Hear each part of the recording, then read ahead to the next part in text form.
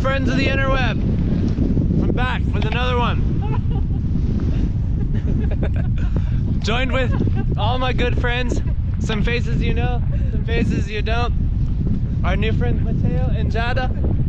Hello. And we got Aziz. And of course, Mike. Aziz brought us to the Selenite Mountain, and he's gonna tell us a little bit about it before we head up there. So as you can see, guys, here we are at the Selenite mine near Middle City. So today we are gonna have a look. Oh yeah, this is a nice chunk, by the way. So today we are gonna have a look at at some diggings here and see how people can extract selenites. And they see the different types of selenites here because we have two different colors. And yeah, it's gonna be an amazing sneak peek into the mines, and yeah, stay tuned. As you can see, there's a lot of fragments in the area's local miners.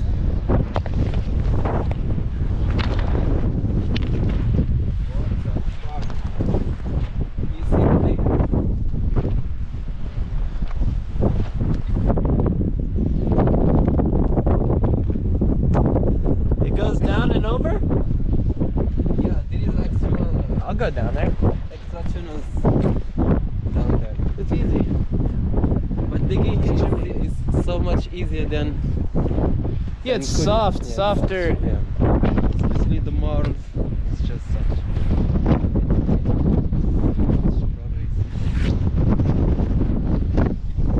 Yeah.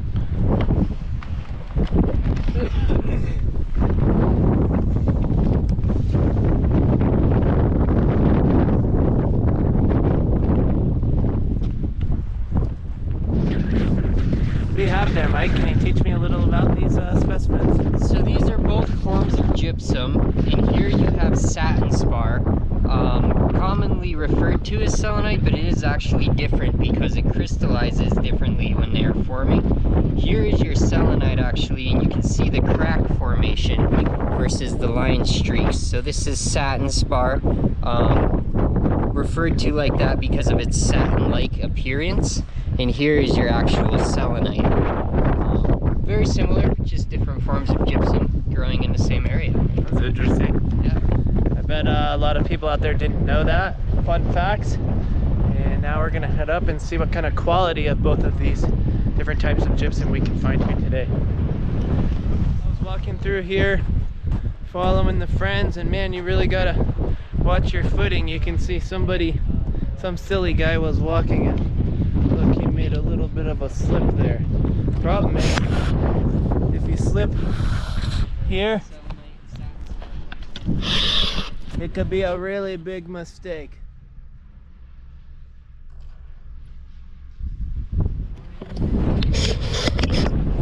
Want to be super careful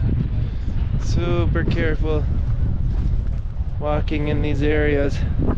But as you can see, it's just loaded around here, and there's some really neat pinker colors of the satin spar that I wanted to show you guys.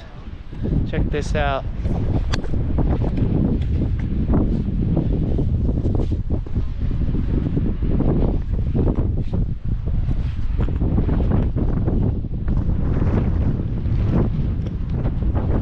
So up here just outside the mine we found some higher quality stuff that Mateo and Jada are gonna take back to Italy and make jewelry. I'll put a link in the description to their social media platforms so you guys can reach out and see what type of stuff they're making. Possibly order some stuff for yourself. I think these ones, the quality is very good. Yeah, very good quality. We're going to make a whole lot of pieces just by a little chunk like this.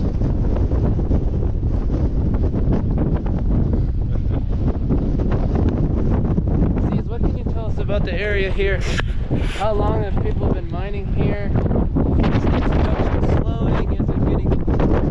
How is production here in terms of what it has been in the past? As you can see, obviously, there is not that much miners here digging for selenites. It's because of many different things that are happening lately.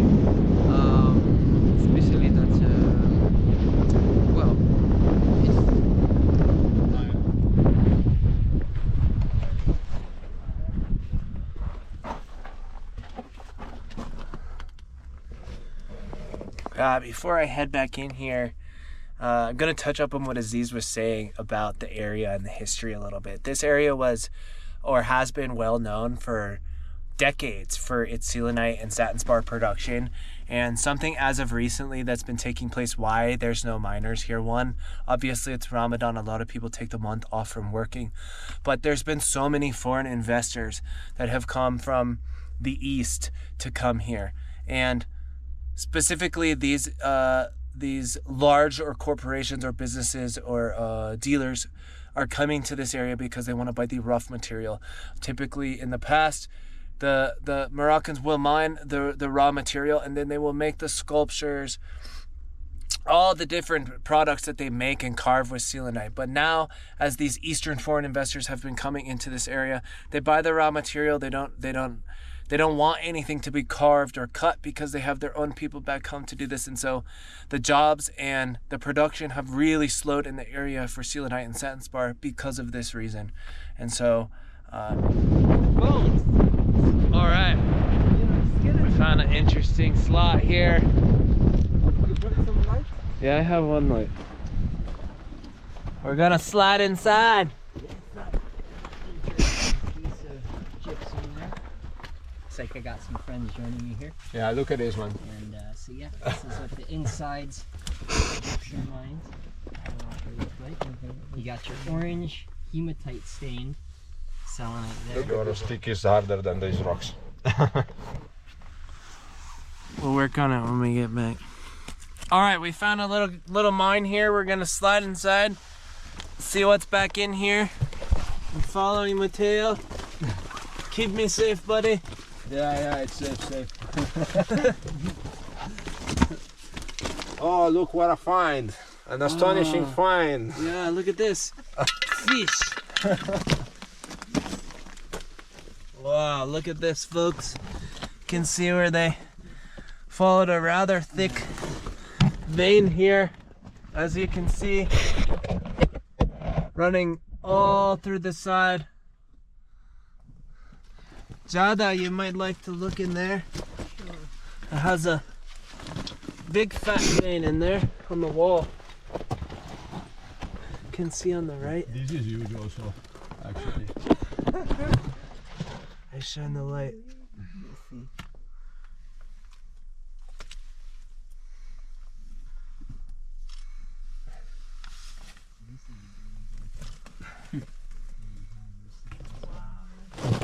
Oh man, look at this one. Yeah, this is a big I chunk. feel bad. You need the light? Wow! She need the light. This one here is clear, more clear Yeah. and defined. Oh look, it ran across here where Mateo's pulling out pull out a piece. I don't want No. this one. Here we have what they call a, folks, this is what they call a natural hammer. We'll just work on it here with this natural hammer. You have to be very careful because these rocks are quite brittle. And now we're mining selenite, TV stone, satin spar, gypsum. Call it what you may, but people love it.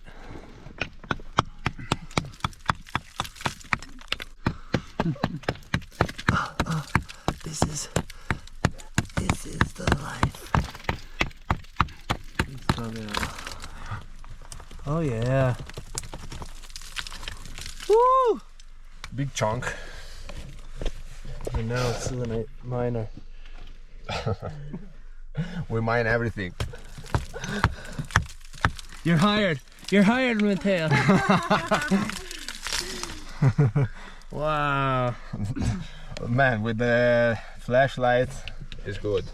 It will make a very good lamp. Wow.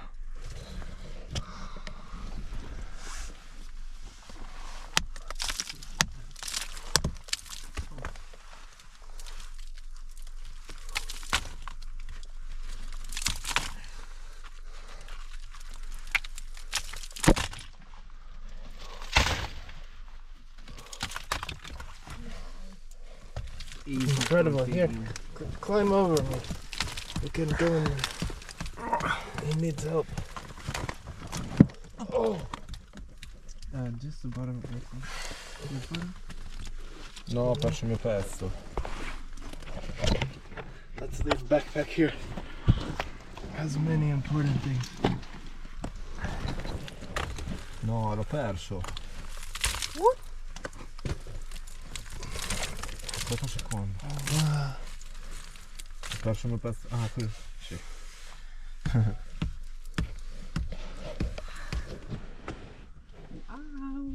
It's crazy that. And then there are also different veins, like bigger for the bigger pieces, like the lamb. Yeah, the more you Or take. they, no, it's made only from one piece, right? The big lambs. Yeah, Or they attach. Really red, yeah. no, one piece. Nice one, throw. yeah, one piece. Right So at it must be bigger vein. Bigger. Yeah, Because right the on more my they dig feet. inside the mountain, the more they find the big layer. Uh-huh. Yeah. look at.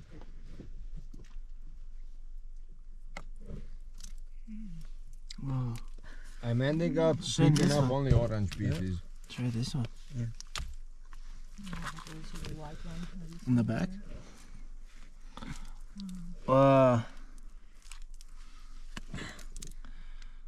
Now available, Selenite lanterns through wolftoraven.com. Straight from the mine itself, from the boys and Ted.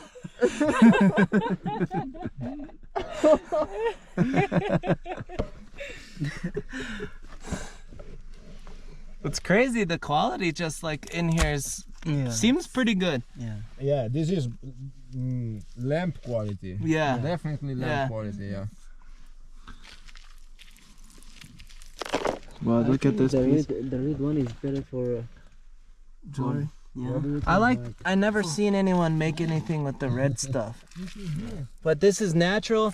A lot of people in Tucson or the shows in the States, I have noticed that a lot of the dealers or even consumers believe that these selenite with the pinkish red color are actually dyed, but they're not. As you can see right here inside the mine, it's naturally occurring from slight oxidation from the limestone surrounding the selenite, as you can see here. And so this coloration is coming from our iron oxidation that's seeping through the limestone, and then it gets down into the selenite, as you can see. Aziz has the light there behind it again, and that's what's giving it that color, not dyes. It's actually natural. Yeah. But now what's happening back here? Here, Michael, you take the camera and tell our folks what's happening. All right. So here I have stumbled across a section in the mine where it's just some of the deepest hematite-rich gypsum I have seen, and I've sold and seen a lot of this selenite, and it's just really beautiful, really red. So this whole slab above me is this hematite-stained selenite. This spot in particular, it's just really fantastic.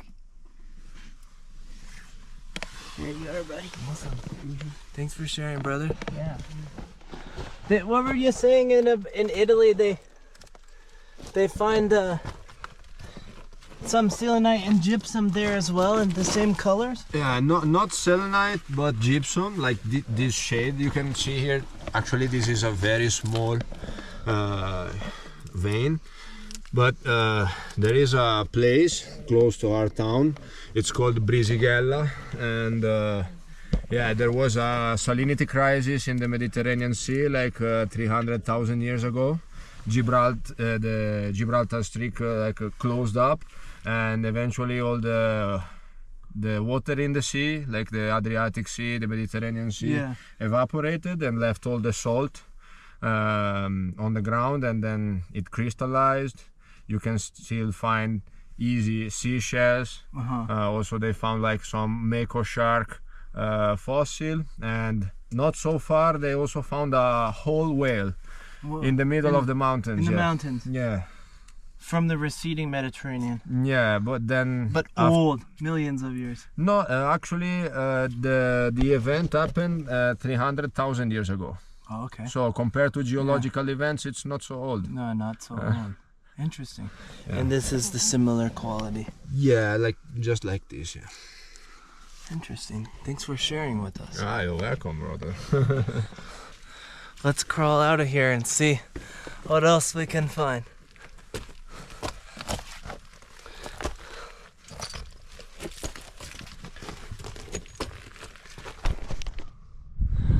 So we've come out of the mine now, collected some of the better pieces for Matteo and Giada to make jewelry and different fun things back home in Italy. Michael is up here filming, getting himself some content, but also looking for some special pieces for his new store at Meknes. If you're in Morocco, headed through Meknes, you have to check out Ali's Rock and Jewelry Shop.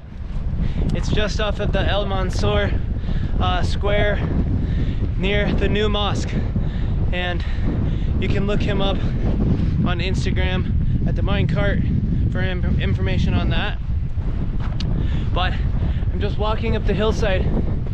Every 20-30 feet is another mine going in, because the vein we were looking at is running in parallel with the other veins throughout this hillside. And I just wanted to give you guys a look a little more as I'm walking up higher towards these windmills.